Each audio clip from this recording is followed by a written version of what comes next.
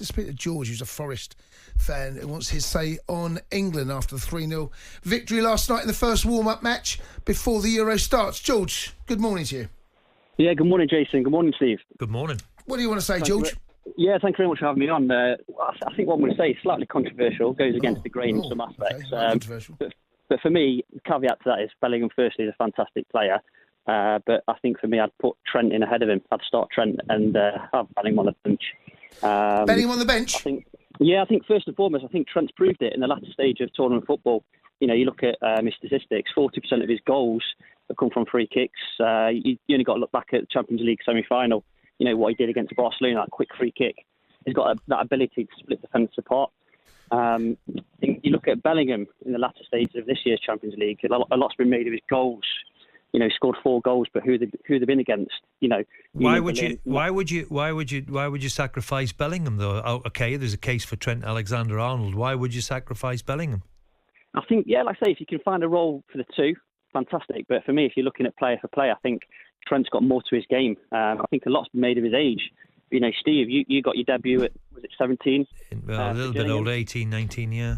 And then also that perpetuated your move to Norwich. You know, Bellingham's gone to Madrid. They've come first in a one-horse race, you know, miles ahead of Barca by 10 points. I think, for me as well, there's a question mark about Bellingham's temperament. George, I mean, you're playing this lad down. He's won the Liga Player of the Year. Oh, no. Like I say, you're making him sound like he's playing for dog and duck.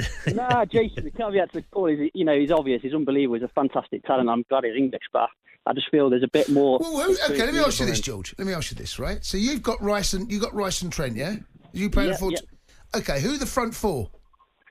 I think for me, you've got to look at Saka, you've got to look at Foden. Like you've alluded to on the previous call, Eze could be an impact player. Right. But I think I'd have Trent in there ahead of Bellingham. Okay. I think the temperament's a question mark with Bellingham. Would you not agree? No. I'm not. Temperament? I think you've got to have a wonderful temperament to take on what he's taken on at 20 to go and star for Real Madrid. And let's not just beat about the bush here. He's been their star player this season. You know, helped them lift the title and, of course, the European Cup too.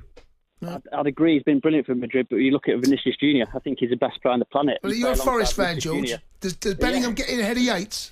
I think he's going to have to, isn't he? I think he might. Just squeaks in ahead of Yates, does he? Just about.